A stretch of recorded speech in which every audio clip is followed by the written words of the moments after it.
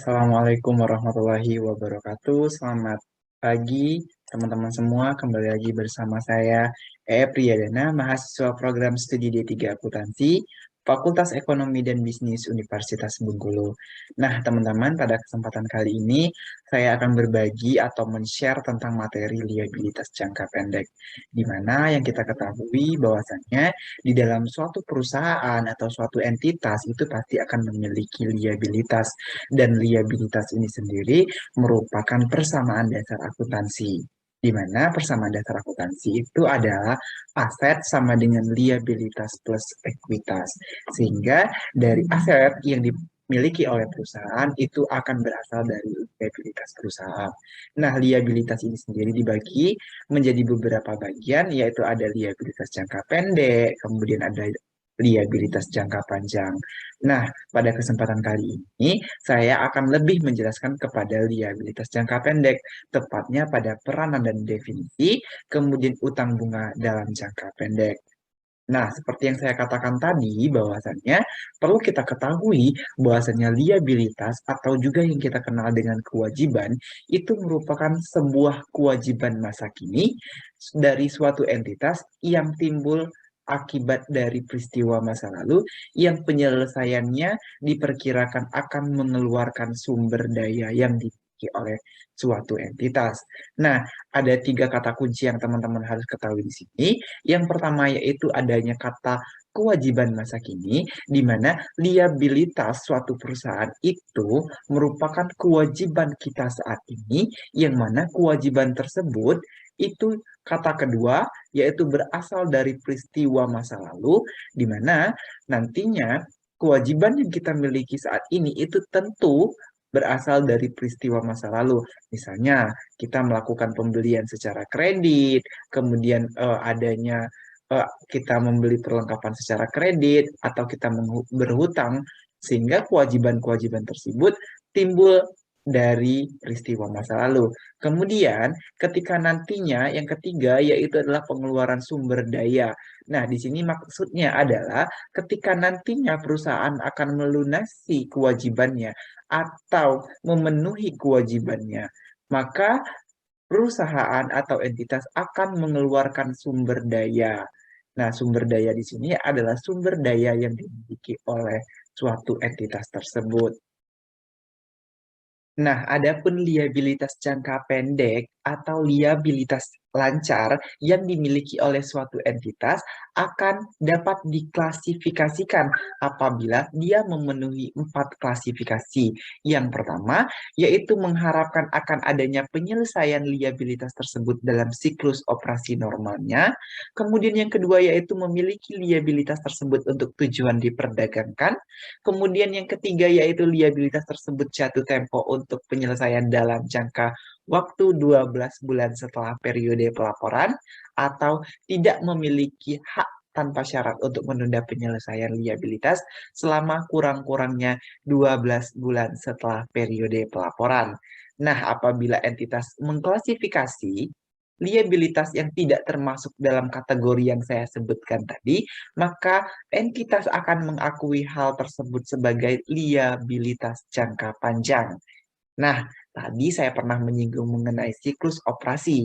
Nah, siklus operasi ini maksudnya adalah jangka waktu antara perolehan aset untuk pemrosesan dan realisasinya dalam bentuk kas atau setara dengan kas.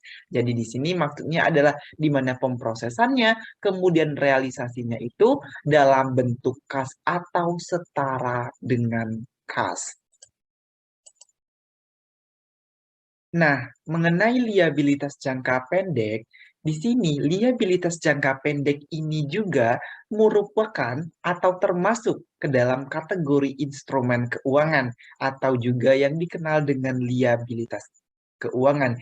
Instrumen keuangan itu sendiri sudah diatur di dalam 3 PSAK. Yang pertama yaitu PSAK nomor 50 tentang penyajian instrumen keuangan.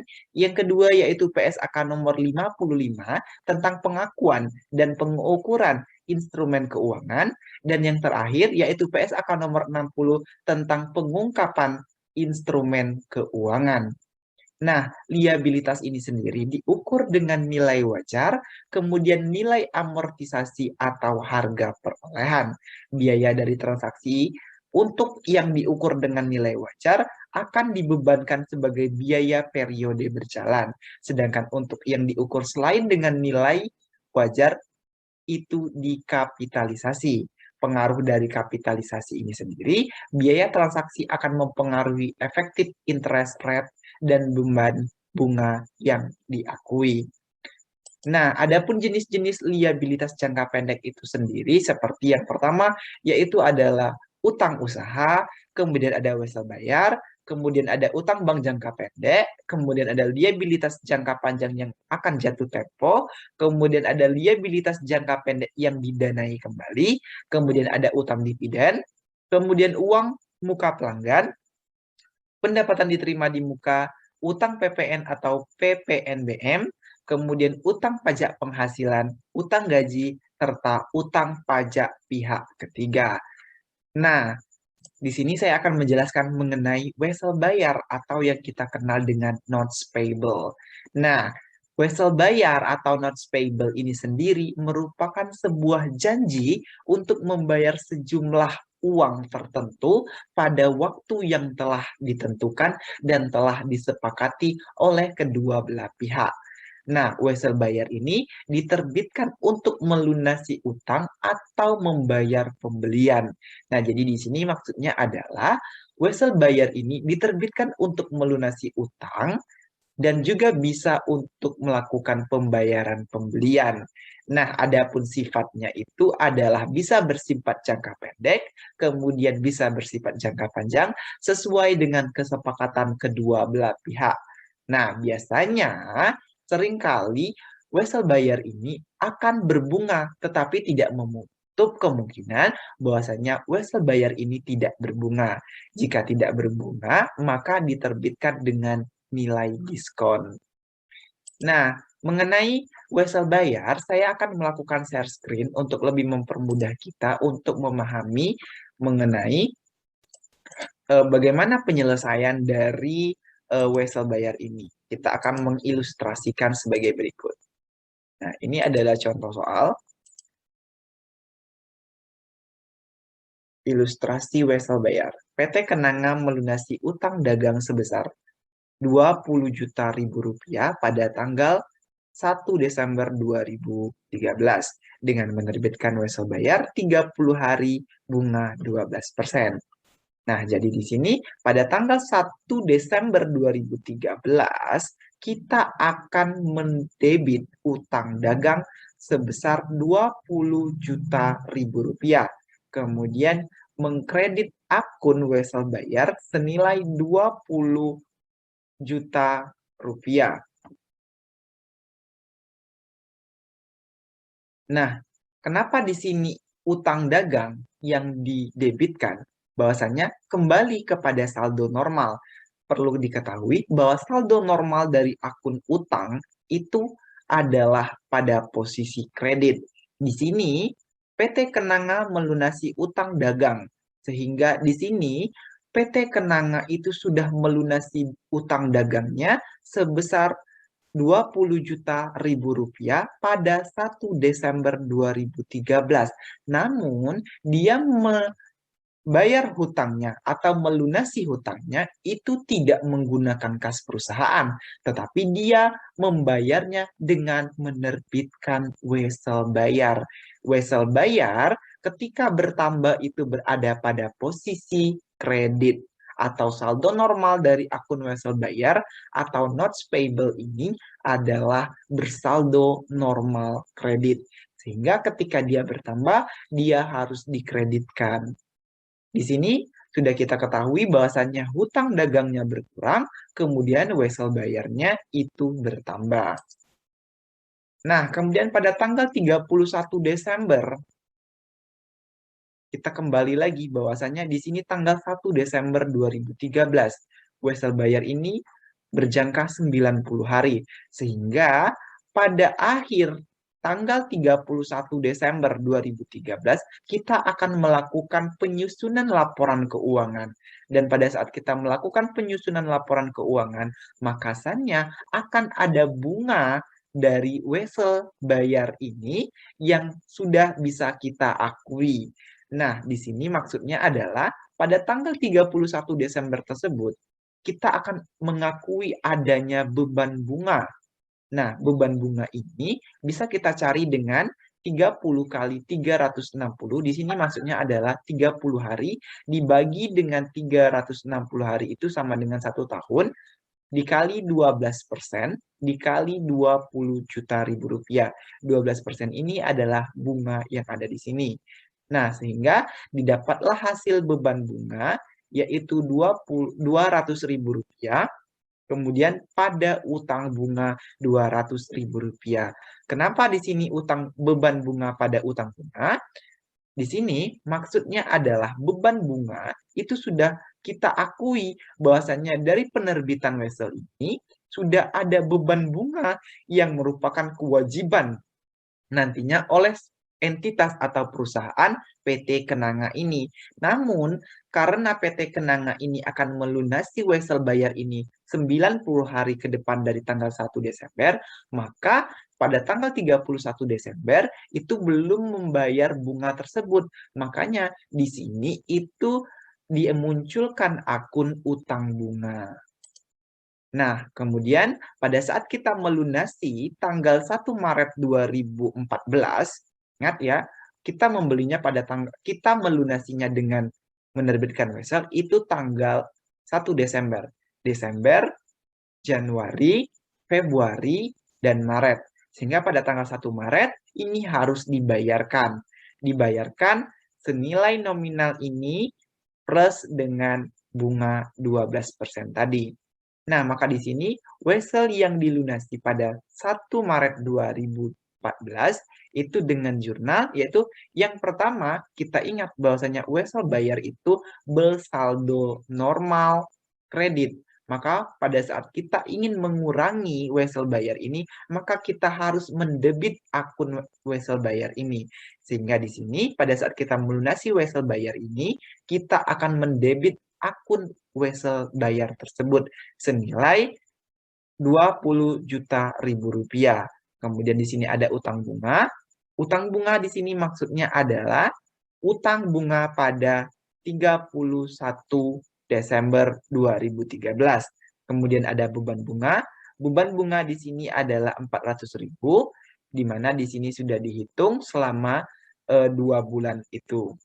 Nah, untuk ini ada kas yang dikeluarkan oleh perusahaan adalah senilai 20.600.000 rupiah. Kas ini akan membayar beban bunga, utang bunga, kemudian wesel bayar itu sendiri. Nah, selanjutnya yaitu kita akan mencoba untuk ilustrasi wesel bayar tanpa bunga. Nah, misalnya PT Kenanga melunasi utang dagang sebesar 20 juta rupiah pada 1 Desember 2013 dengan menerbitkan wesel bayar sebesar Rp 22.400.000 rupiah dengan jangka waktu 360 hari tanpa bunga. Nah, kemudian yang pertama yang harus kita lakukan adalah kita harus menghitung effective interest rate. Nah, yang pertama yaitu pada tanggal 1 Desember 2013 kita akan menjurnal utang dagang karena kita melunasi utang dagang dan akan memunculkan akun wesel bayar.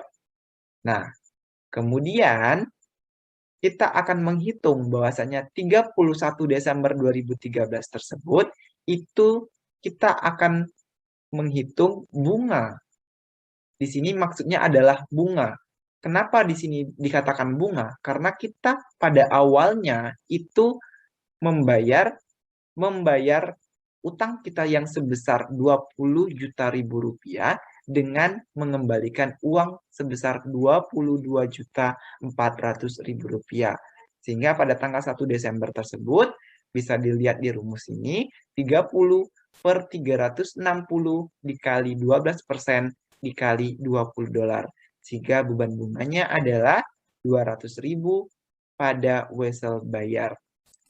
Kemudian pada wesel yang dilunasi pada tanggal 1 Desember 2014 adalah beban bunga senilai Rp2.200.000 pada wesel bayar Rp2.200.000, kemudian wesel bayar $22.400.000 pada kas sebesar $22.400. Nah, adapun yang selanjutnya yaitu adalah utang bank jangka pendek. Di sini maksudnya adalah utang bank jangka pendek diklasifikasikan sebagai liabilitas jangka pendek, di mana pencatatannya hampir sama dengan wesel bayar, kemudian ada bunga, terus biaya transaksi menambah nilai utang, dan provisi akan mengurangi nilai utang. Tingkat suku bunga dihitung ulang untuk memperoleh tarif bunga efektif. Kemudian tarif bunga efektif itu digunakan untuk menghitung bunga. Nah, di sini pokok utang dikurangi dengan provisi ditambah dengan biaya transaksi, nantinya dikali dengan tarif bunga efektif, maka akan menjadi beban bunga. Nah, baik kita lanjutkan. Untuk ilustrasi utang bank jangka pendek. Nah, di sini sudah ada soal, yaitu PT Kenanga pada tanggal 1 Oktober 2013 menerima utang dari Bank Permata sebesar Rp100.000.000, dipotong provisi sebesar 4%, tingkat suku bunga sebesar 15%, bunga dan pokok dibayar saat jatuh tempo. Nah, pada tanggal 1 Oktober 2013, kita akan menjurnal kas pada utang bank, yaitu sebesar Rp96.000.000. Kenapa Rp96.000.000? Karena ini sudah dipotong dengan provisi sebesar 4%, di mana 4% dari Rp100.000.000 ini adalah 4 juta. Kemudian pada tanggal 31 Desember 2013, kita akan menghitung bunga, yaitu 3 dikali 12% dikali dengan 19,79% dikali dengan Rp96.000.000, sehingga beban bunga yang diperoleh adalah Rp4.750.000, dan ini dianggap sebagai utang bunga. Nah, pada saat kita melunasi utang 1 Oktober 2014, maka kita akan menjurnal pada saat kita melunasi utang bank tanggal 1 Oktober 2014, kita akan menjurnal beban bunga sebesar Rp14.250.000, utang bunga Rp4.750.000, kemudian utang bank Rp96.000.000 pada kas senilai Rp115 juta. Ini adalah bahwasannya efektif interest rate-nya adalah 19,79%. Baik, itulah tadi penjelasan mengenai bagaimana mengenai utang bank jangka pendek, kemudian utang wesel. Nah, saya akan melakukan stop share screen. Nah, jadi teman-teman, itulah tadi penjelasan dari saya mengenai sedikit tentang liabilitas jangka pendek, terkhususnya pada definisi dan fungsi, kemudian mengenai peranan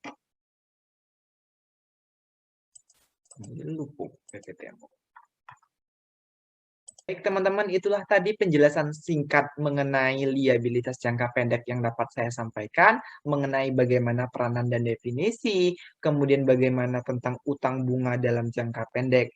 Sehingga semoga dari apa yang sudah saya sampaikan tadi itu bisa bermanfaat untuk teman-teman semua. Saya menyadari dalam pembuatan video ini masih banyak kekurangan, maka dari itu saya mohon maaf yang sebesar-besarnya. Saya akhiri, wassalamualaikum warahmatullahi wabarakatuh.